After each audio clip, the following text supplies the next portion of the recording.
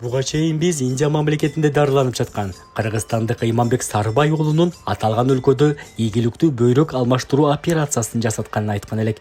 Ушул сааттарга карата Иман өз алдынча тамак ичип, басканы аракет кыла баштады. Ал азырынча реанимация бөлүмүндө, бирок саналуу күндөрдөн кийин ал палатага которулат.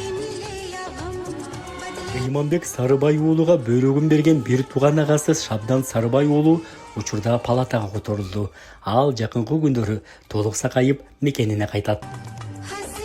Пересадка болбогону эле жыйынып атам. Жок, мындай жерде кемчилик. Вообще уровень башка экен буяк. Көрүп атпайм мен. Врачтар бөлөк бекен, медсестралар бүт карашы.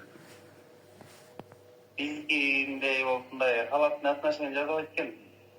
Бизге чындап эле халаттын отношениен жазайт экен да, абайке. Чындап эле.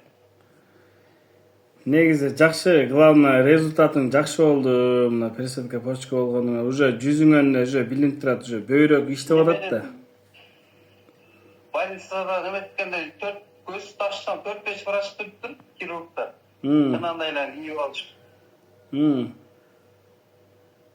этең монда. Good депчи. Май браза донор деп сурадым. Good дейт. Дегенде эле түшүндүм, жакшы экен деп. Жа, проблема жок ал эмеден, доноруң вообще сонун Кудай буйруса.